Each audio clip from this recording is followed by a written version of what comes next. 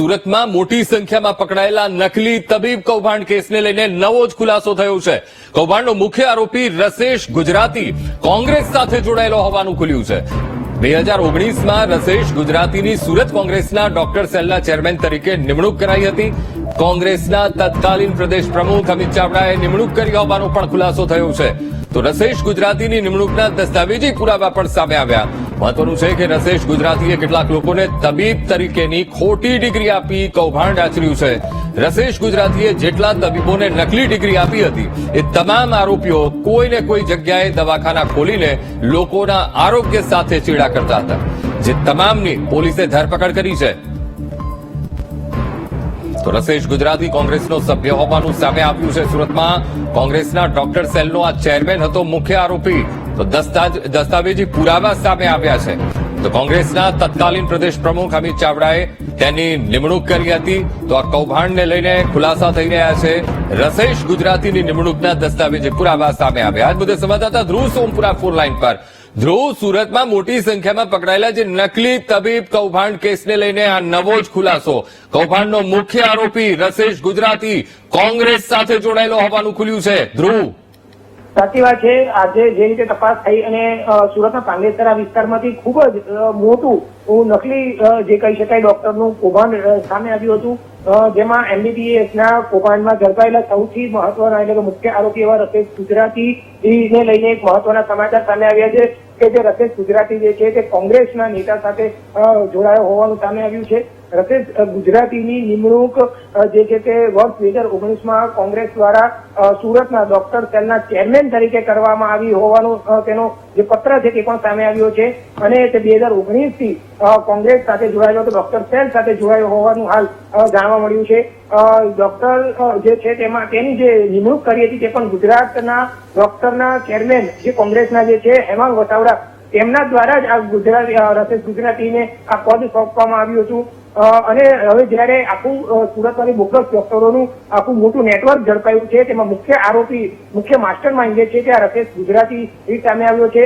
70,000 રૂપિયામાં આ ડિગ્રીઓ પણ આપતો હતો તેવું પ્રકારનું હાલ જાણવા મળ્યું છે. અને સૌથી મોટું કૌભાંડ હાલ સુરતમાં ત્યારે નકલી ડોક્ટરને લઈને સામે આવ્યું છે. બીજી તરફ તે એક હોસ્પિટલ પણ ચલાવતા હતા, તો તેમાં પણ હાલ પોલીસે તપાસ શરૂ કરી છે. રસેશ ગુજરાતીની હોસ્પિટલમાં પણ તપાસ કરાઈ રહી છે. ત્યારે બીજી તરફ જે રીતે કોંગ્રેસ દ્વારા આટલા મોટા પાયે આખા જે છે તે સુરત મેડિકલ એટલે કે ડોક્ટર સેલનો ચેરમેન બનાવી દેવામાં આવ્યો છે અને આટલું મોટું પદ એને આપવામાં આવ્યું, જયારે ખરેખર તો એ ડિગ્રી ધરાવતો જ નથી અને નકલી ડોક્ટર છે.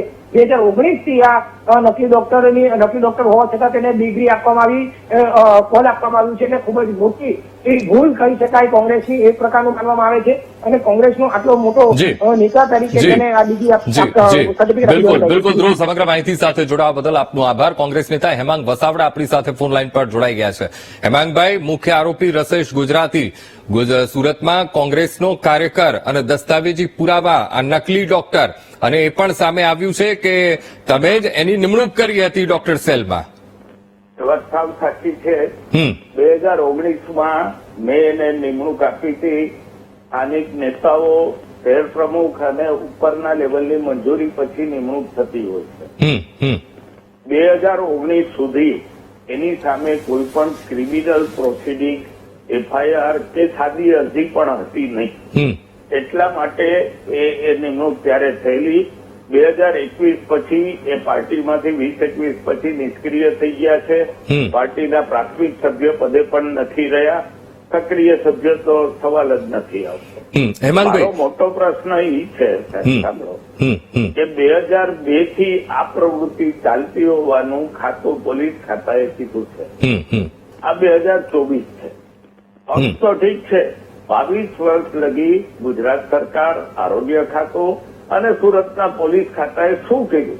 અમે તો રેકોર્ડ ચેક કર્યો તો 2019માં, ત્યારે એની સામે કોઈ પણ જાતની ક્રિમિનલ પ્રવૃત્તિની ફરિયાદ હતી નહીં. પણ હેમાંગભાઈ, તપાસ નહોતી કરવામાં આવી કે ડોક્ટર છે કે નહીં? કારણ કે આ તો આખો નકલી ડોક્ટર તરીકેની તેની ઓળખ છતી થઈ ગઈ છે.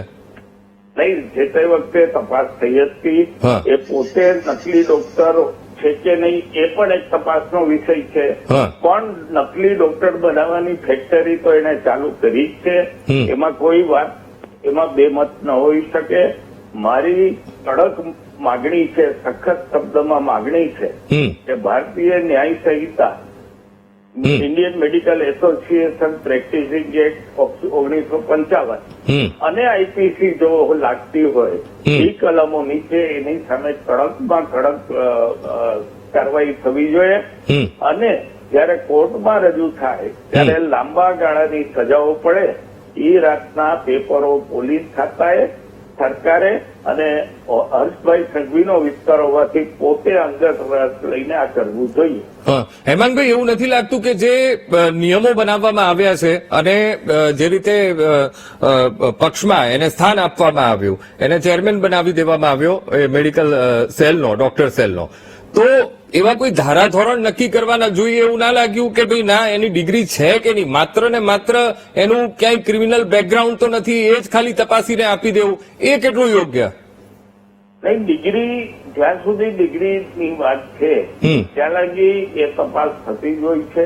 એ ડોક્ટર તરીકે જ પ્રેક્ટિસ કરતા હતા, એમાં બે મત નથી. જો ડિગ્રી એની ખોટી હતી, એની ડિગ્રી પણ જો ખોટી હતી, તો મારો ફરીથી પ્રશ્ન એ થાય છે કે વર્ષો સુધી બોગસ ડિગ્રીને આધારે બોગસ ડોક્ટર કઈ રીતે પ્રેક્ટિસ કરી રહ્યો હતો, તંત્ર શું કરતું હતું? અમે તો માની લ્યો પક્ષ તરીકે અમે જે જોવાનું હતું એ જોયું છે. એટલે ચૂપ થઈ હેમાંગભાઈ. સીઆઈડી ક્રાઇમ તપાસ કરી શકે એવી કોઈ વ્યવસ્થા કોઈ પણ પક્ષ પાસે ન હોય, સરકાર પાસે જ હોય. એટલે આ પ્રશ્ન એ છે કે સરકારે 22 વર્ષ લગી આવું પોલમપોલ સુરત જેવા શહેરમાં જ્યાંથી પાટીલ સાહેબ જીતે છે, જ્યાંથી હર્ષ સંઘવી જીતે છે, એ જગ્યાએ કઈ રીતે આવી ગેરરીતિ ચાલતી રહી. ઓકે હેમાંગભાઈ, આમાં તો એવું થયું ને કે એમને ના ખબર પડી એવી રીતે તમને પણ ખબર ના પડી. એમને એટલે મેં આપને પહેલા જ કીધું કે પક્ષ તો રેકોર્ડ ચેક કરી શકે. પક્ષ પાસે કોઈ સીઆઈડી હોય, ક્રિમિનલ ઓલું હોય, વેરિફિકેશન હોય, આ બધી સિસ્ટમો હંમેશા પોલીસ અને સરકાર પાસે હોય છે. ઓકે, પણ હવે હેમાંગભાઈ ડિગ્રીને લઈને પણ હવે અપડેટ રહેવું પડશે એવું હવે થઈ ગયું ને? હવે ચોક્કસ આપનું સજેશન આત્મકથા ઉપર હવે તો જે તે યુનિવર્સિટીમાંથી પણ વેરિફિકેશન કરાવવું જરૂરી બને એવા દિવસો આવી ગયા. ઓકે, બિલકુલ હેમાંગભાઈ, આપ અમારી સાથે જોડાયા, વાતચીત કરી તે બદલ આપનો ખૂબ ખૂબ આભાર. તો ડિગ્રી ખોટી હતી, વર્ષો સુધી એ પ્રેક્ટિસ કરતો રહ્યો અને એ પણ કહ્યું કે દાખલા રૂપ સજા ડોક્ટર રશેષને થવી જોઈએ.